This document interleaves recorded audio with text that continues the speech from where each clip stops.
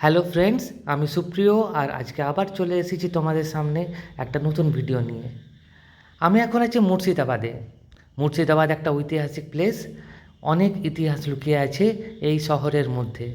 সেই ইতিহাসের পাতা থেকে আজকে আবার একটা নতুন অধ্যায় তোমাদের সামনে এসে আমি তুলে ধরছি। আমি এখন আছি বহরমপুরের কাশিমবাজার এলাকার বিষ্ণুপুর কালী মন্দিরে।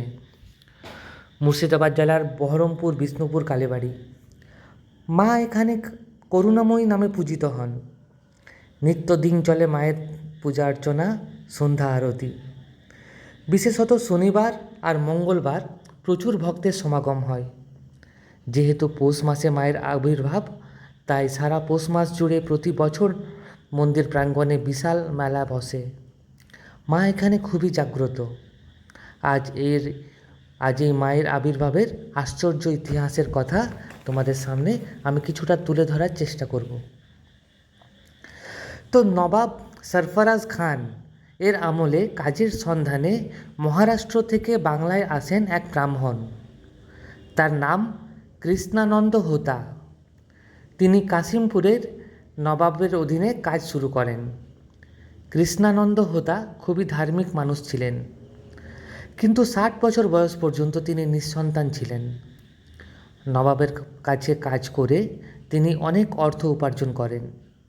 তারপর তিনি দেশে ফিরে যাওয়ার কথা চিন্তা করেন, কিন্তু তখনই তিনি স্বপ্নাদেশ পান যে তুই এখানেই থেকে যা, আমি তোর কাছেই আসছি। আর 1 বছরের মধ্যেই তাদের এক কন্যা সন্তান হয়। ভালোবেসে তার নাম রাখা হয় করুণাময়ী। ধীরে ধীরে করুণাময়ী বড় হয়ে উঠতে লাগলো। সে ছিল বাবার অন্তঃপ্রাণ। দুজনের কেউ কাউকেই ছাড়া থাকতে পারতো না। বাবা করুণাময়ীকে নিয়েই কাজের অফিসে চলে যেতেন। সেই সময় বিষ্ণুপুর ছিল মহাশ্মশান, আর এখানে গড়ে উঠেছিল জঙ্গল, যেখানে ছিল বাঘের বাস। এখানে হোতা সাঁকোর কাছে এক পারাপার ঘাট ছিল, যার ওই পারের নাম ছিল সুজাকগঞ্জ, যা এখন খাগড়া ঘাট ফাঁড়ি নামে বা তৈহাট্টা রোড নামে পরিচিত। একদিন অফিস শেষ করে বিষ্ণুপুরে এসে তার বাবার মনে পড়ে তিনি অফিসে কোনো জরুরি কাজ ফেলে এসেছেন, তাই তাকে কাশিমপুর বাজার যেতে হবে। কিন্তু মেয়ে করুণাময়ী তার সাথে যেতে রাজি হয়নি। তিনি দেখেন রাস্তা দিয়েই এক পরিচিত শাঁখারি যাচ্ছে। তিনি তাকে তার কন্যাকে বাড়ি পৌঁছে দেওয়ার জন্য অনুরোধ করেন। শাঁখারি রাজি হয়, আর করুণাময়ীকে নিয়ে পারাপার ঘাটের কাছে পৌঁছালে করুণাময়ী তাকে হাতছানি দিয়ে পারাপার ঘাটের জলে নেমে পড়ে, আর জলের উপরই বসে পড়েন। অনেক টাকাটাকিতেও আসে না। করুণাময়ী শাঁখারিকে বলে শাঁখা পরিয়ে দেওয়ার জন্য। শাঁখারি জলে নেমে তাকে শাঁখা পরিয়ে দেয়। করুণাময়ী বলে, আমি এখানেই থাকবো এখন থেকে। তুমি বাড়ি গিয়ে মাকে বলো লক্ষ্মী ঠাকুরের কাছে 5টি মোহর আছে, তোমাকে যেন সেখান থেকে একটা দিয়ে দেয়। এবং তিনি জলের মধ্যে নিমজ্জিত হন। এদিকে বাবা কন্যা শোকে চাকরি থেকে ইস্তফা দিয়ে বিষ্ণুপুর মহাশ্মশানে ধ্যানস্থ হয়, আর সেখানেই তিনি ধ্যানের মধ্যে কাছের কোটরের মধ্যে মায়ের দর্শন পান। তারপর থেকে এখানেই মায়ের প্রতিষ্ঠা হয়। পরবর্তীকালে লালগোলার রাজা যোগেন্দ্র নারায়ণ রায় 1323 সালে এখানেই মায়ের মন্দির নির্মাণ করেন।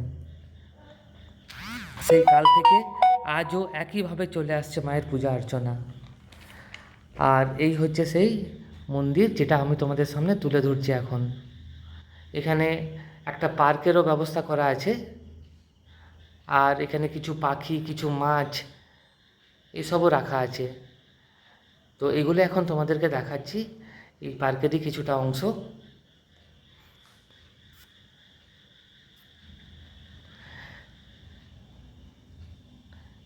বিভিন্ন রকমের পাখি, মাছ এসব দিয়ে এই পার্কটা সুসজ্জিত করে রাখা আছে। এই যে এখানে রঙিন মাছ রাখা আছে, পানীয় জলের জন্য এখানে ব্যবস্থা করা আছে। খুব সুন্দর জায়গাটা। এই বাইরেরটা খুব সুন্দরভাবে সাজানো আছে। করুণাময়ীর মায়ের ইতিহাস তোমাদেরকে বললাম। আর বর্তমানে এই মন্দিরটি খুবই সুসজ্জিত আছে। সারা পৌষ মাস জুড়ে এখানে এই মন্দিরের মধ্যে মেলা বসে। এই যে এইখানে এই যে তোমাদেরকে এখন যেটা যাচ্ছি সেটাই হচ্ছে পারাপার ঘাট ছিল, তোমাদেরকে নিয়ে যাচ্ছি আমি। এই যে আমরা এখন যাচ্ছি এই রাস্তা দিয়ে আমরা পারাপার ঘাটে যাব, যেখানে মা নিমজ্জিত হয়েছিলেন আর যেখান থেকে মাকে নিয়ে আসা হয়েছিল। আর এখানেই মায়ের পুজো প্রথম শুরু হয়। এই হচ্ছে সেই পারাপার ঘাট। এখানে এই যে মন্দির প্রাঙ্গণ আছে মাঠের মধ্যে, এখানেই মেলা বসে সারা পৌষ মাস জুড়ে। তাছাড়াও শুধুমাত্র পৌষ মাসে নয়, দুর্গা পুজো, কালী পুজো এই সময়ও এখানে বিশাল মেলার আয়োজন হয় এই মন্দির প্রাঙ্গণে, এই মাঠের মধ্যে।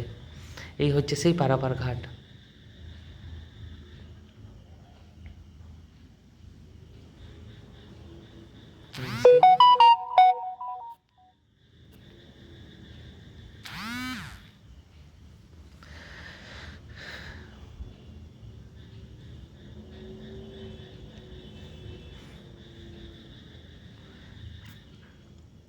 এই যে এই হচ্ছে পারাপার ঘাট। আর এর ওই পাড়টা, অপর দিকে যে পাড়টা আছে সেটা হচ্ছে খাগড়া ঘাট।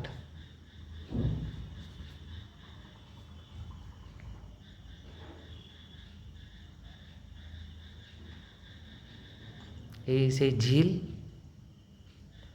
ঝিলের নাম হচ্ছে বিষ্ণুপুর ঝিল।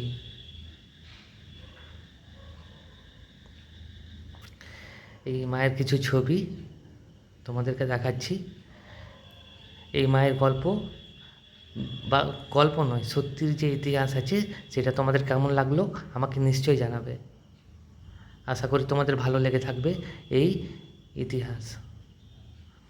তোমাদের জন্য আবার পরের ভিডিওতে আবারও কিছু একটা ইতিহাসের পাতা থেকে, এই বহরমপুরের ইতিহাসের পাতা থেকে আরও অনেক ইতিহাস আছে লুকিয়ে, তারই একটা অধ্যায় আবার তোমাদের সামনে নিয়ে আসবো। ভিডিওটা ভালো লাগলে লাইক শেয়ার করে দেবে। ধন্যবাদ।